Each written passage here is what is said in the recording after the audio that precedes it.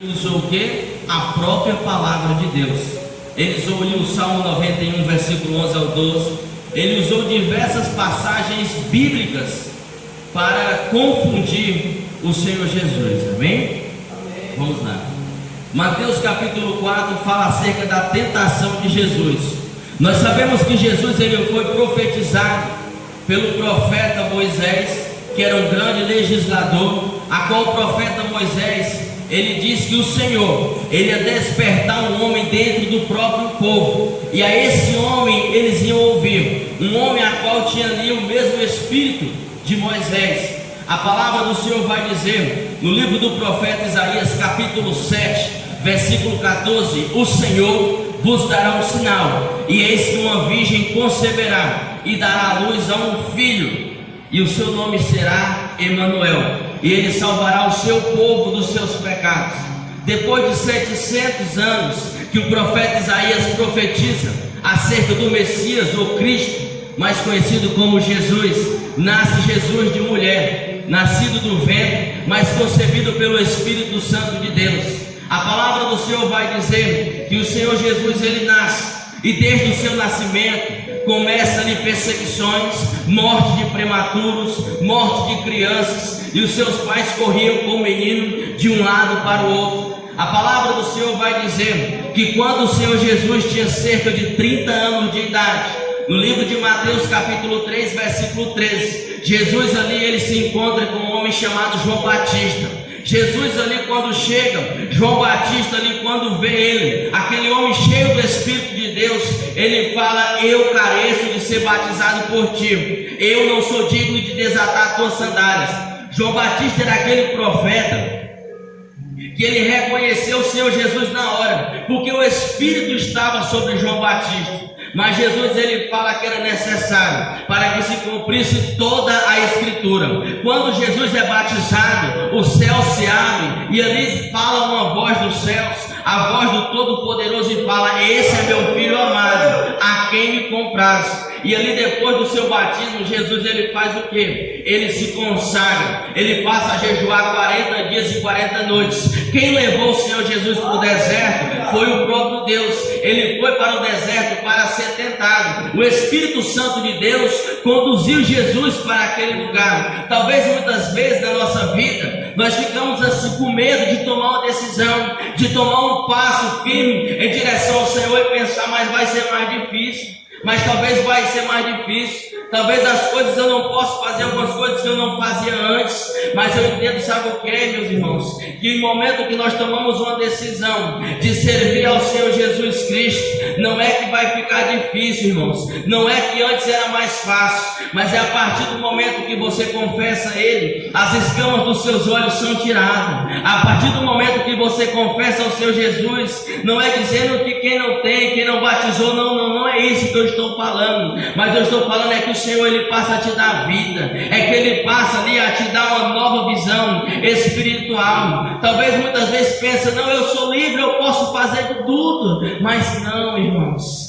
Melhor você ser, sabe o que? Servo do Senhor Jesus. Ou como o apóstolo Paulo, ele falava: hoje eu sou prisioneiro de Cristo Jesus. A palavra do Senhor fala que certa vez o apóstolo Paulo ele tinha um espinho na carne, a qual foi posto nele. A Bíblia não fala se foi uma enfermidade ali física ou foi espiritual, mas causava grande dor no apóstolo Paulo. Deus não curou aquela enfermidade, Deus não curou aquela enfermidade física ou espiritual. Mas sabe o que o apóstolo Paulo ele fala no final do texto? Ele fala: Senhor, a tua graça me basta. A tua graça me basta, Senhor. O apóstolo Paulo não foi curado. Ele poderia dizer: Senhor, está muito difícil, Senhor, eu não vou aguentar, Senhor, eu vou desistir. Mas não, no final do texto o apóstolo Paulo fala: Senhor, a tua graça me basta.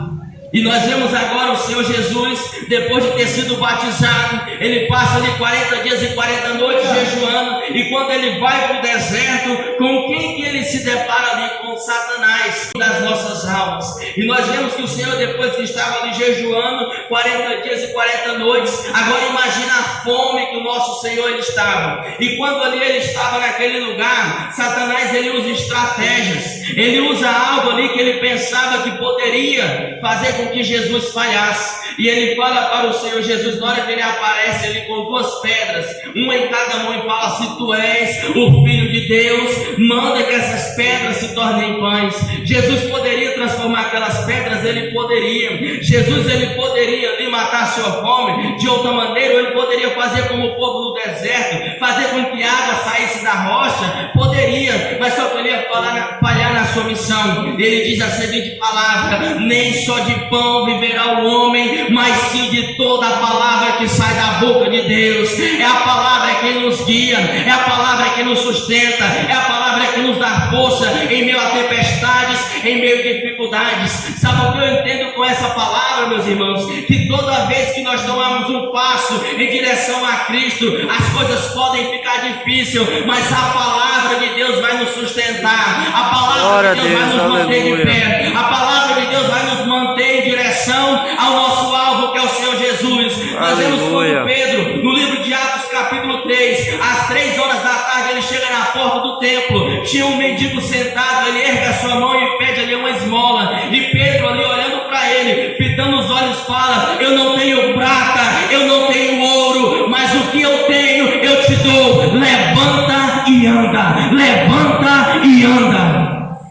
Aleluia. A partir daquele momento que o ministério de Pedro passa a crescer, sabe o que acontece ali? Todos começam a se maravilhar e ver ali aquele homem aleijado, paralítico, pedidor de esmola, ele passa a se levantar. Sabe o que acontece? O povo ali fala para Pedro parar de falar aquela palavra, fala para ele parar de falar no nome do Senhor Jesus, e ali aquele paralítico do lado dele também. Sabe o que acontece? Os discípulos, apóstolos, perdão, eles são açoitados e logo depois eles são parados na prisão. Sabe o que eu entendo? Cada vez que você tomar um passo, cada vez que você tomar uma decisão, e cada vez que Deus ele te levantar, Satanás vai ser oposição contra a tua vida, Satanás vai ser oposição contra o teu ministério, porque ele é o adversário das nossas almas. Mas à medida que ele se levanta, o nosso Deus se levanta também ao nosso favor. À medida que a dificuldade aparece, o nosso Deus também se levanta ao nosso favor. Nós sabemos que muitas coisas são impossíveis para os homens, muitas coisas têm dificuldades para os homens, são difíceis e impossíveis, mas para Deus nada é impossível. Aleluia. No livro do profeta Isaías, capítulo 43, versículo 13, a palavra vai dizer: ainda antes que houvesse dia, eu sou, e ninguém há que possa fazer escapar das minhas mãos. Operando eu, quem impedirá? Não tem nada que Deus não possa fazer pela minha e pela sua vida.